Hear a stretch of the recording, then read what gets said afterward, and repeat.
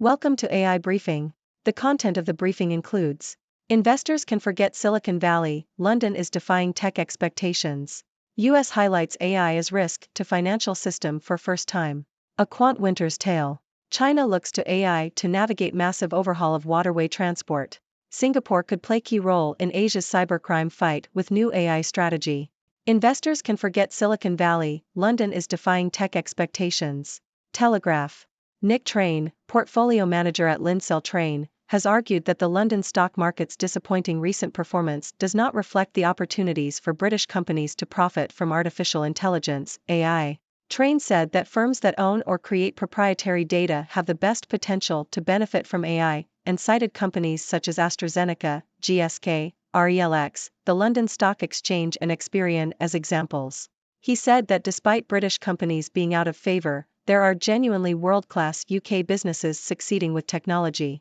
US highlights AI as risk to financial system for first time. Al Jazeera.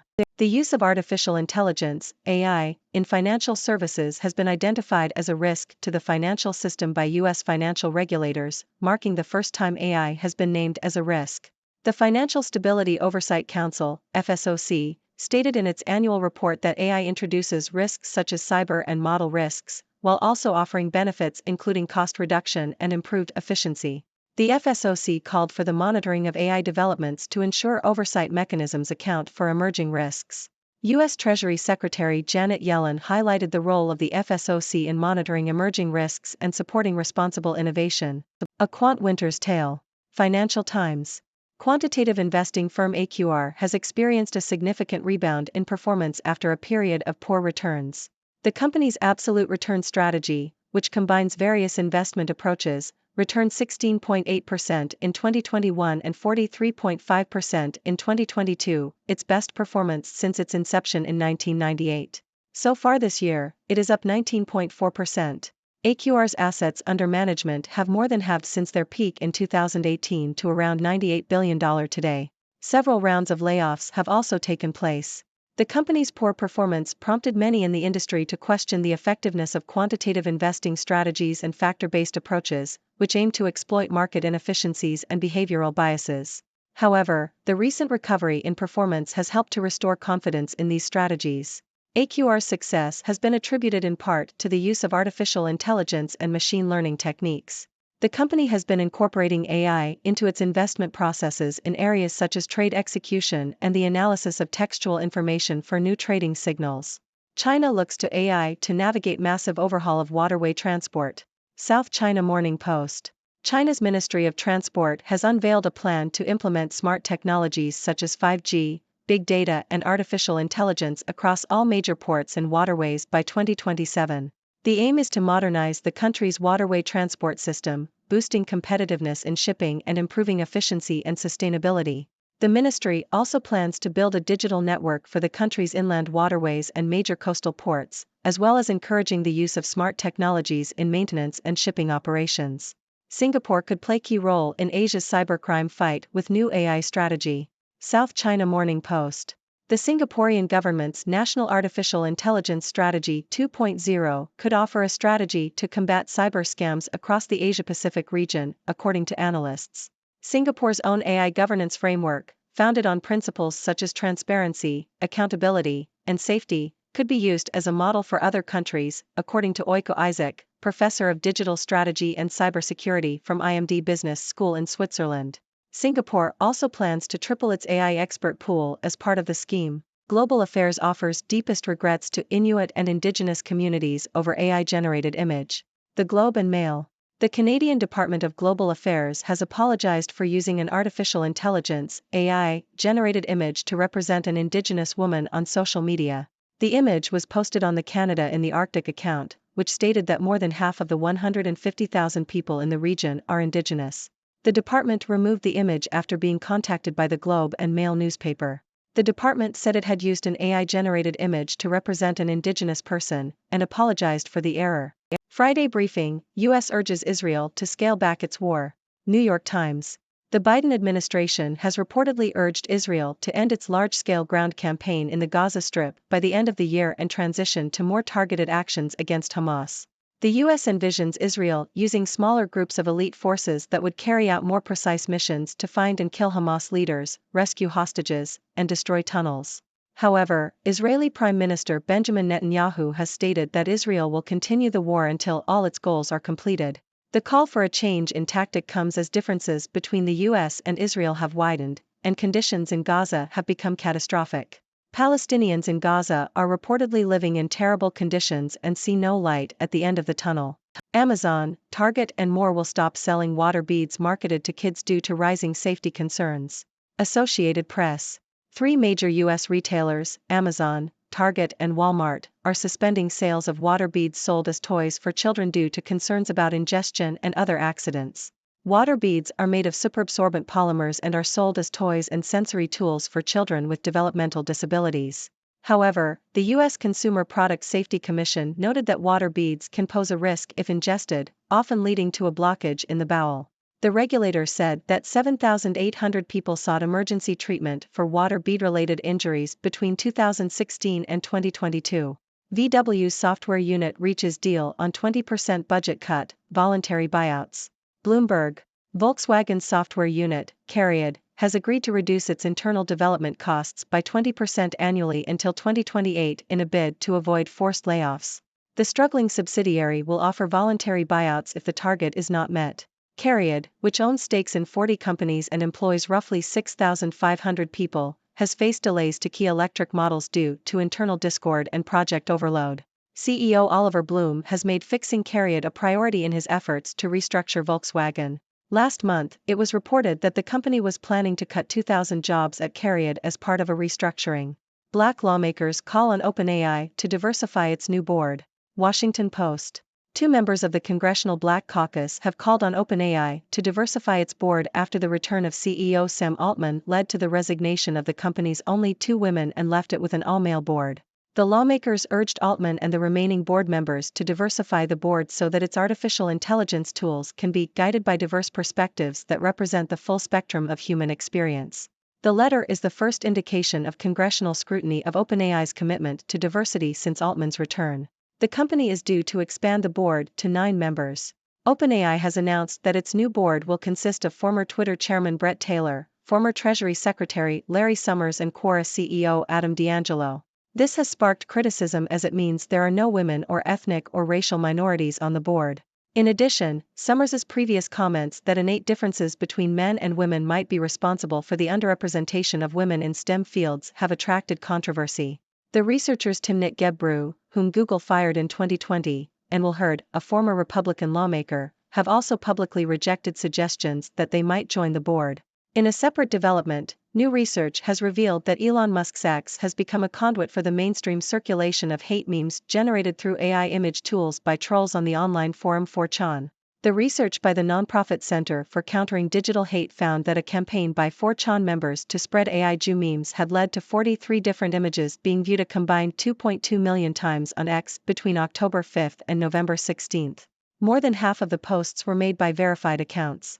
Disinformation campaigns, including those using AI deepfakes, are creating risks for corporations. The Globe and Mail. Disinformation campaigns are posing a growing risk for businesses, with the use of artificial intelligence, AI, enabling the creation of deepfakes that can induce consumer boycotts and harm a company's share price. CEOs and executives are prime targets for deepfakes, as they regularly appear in public forums that are frequently posted online. The lack of regulation around disinformation campaigns means they are cheap for fraudsters to operate and can generate lucrative rewards.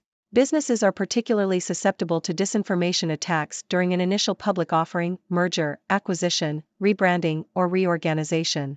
My not-so-perfect holiday shopping excursion with AI chatbots. New York Times.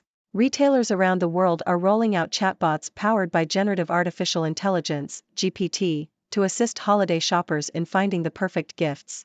Shopify, Instacart, Mercury, Carrefour, and Kering are among the companies that have introduced chatbots over the past year, with Walmart, MasterCard, and Signet Jewelers also testing the technology.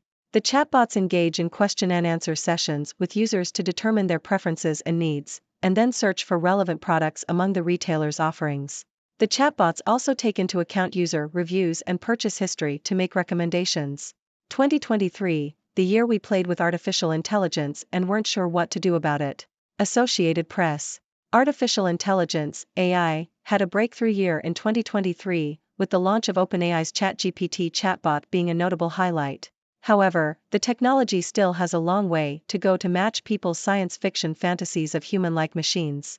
ChatGPT, which uses large language models to guess the next word in a sentence, sparked curiosity about AI's potential for deception and trickery, leading to concerns about the impact on professions that involve writing, drawing, and coding. Deepfakes generated by AI also became more convincing, making it difficult to distinguish between real and fabricated content. OpenAI itself faced turmoil due to issues with its CEO, while the European Union agreed on the world's first major AI legal safeguards. Despite the progress made in commercial AI, Gartner believes that the current hype around generative AI is at its peak. Leading AI developers are pushing their own ways of applying the technology, but adoption is likely to come from the bottom up rather than being dictated by the major tech companies. Tom Gruber, co-founder of Siri, believes that the current wave of AI commercialization is the biggest ever, offering new possibilities but also posing dangers, such as the potential for AI-generated deepfakes to flood major national elections in 2024. Former Microsoft CEO Steve Ballmer shares his leadership style. Yahoo! Steve Ballmer, the former CEO of Microsoft, has said that he wants to be more like an executive chairman than a CEO in his new role. Ballmer, who retired from Microsoft in 2013, said he is happy to delegate responsibility for running the company, but believes culture and final responsibility cannot be delegated. You need to think or at least behave. Culture is to some degree what you think, and it's a lot in terms of how you behave, he said. Ballmer, who is now the owner of the Los Angeles Clippers basketball team, said he is happy to delegate, but added, "I'm a little more of a micromanager." He also spoke about his nonprofit venture, USA Facts, which he launched in 2017 to encourage transparency and accountability. GM's Cruise dismisses 900 employees, cutting 24% of workforce. Bloomberg. Cruise, General Motors' autonomous vehicle unit, is cutting 24% of its workforce, amounting to around 900 positions. The move comes as the company re-evaluates its growth plans after a pedestrian was struck by one of its autonomous vehicles, leading to regulatory scrutiny. The job cuts will also result in GM reducing its spending on Cruise, giving the company time to examine the safety of its self-driving technology. That's all for today's news. We've covered a wide range of topics, from the potential of AI in the London stock market to the use of AI in waterway transport in China. We also discussed the rebound in performance of quantitative investing firm AQR and the call for diversity on OpenAI's board. And let's not forget the risks of disinformation campaigns and the use of AI chatbots in holiday shopping. Finally, we heard from former Microsoft CEO Steve Ballmer on his leadership style and saw the impact of regulatory scrutiny on GM's Cruise. Now, let's delve into some analysis. The use of AI in various sectors is becoming increasingly prevalent, and we can see its potential for both benefits and risks. In the financial sector, the US has recognized AI as a risk to the financial system for the first time. While AI offers cost reduction and improved efficiency, it also introduces risks such as cyber and model risks.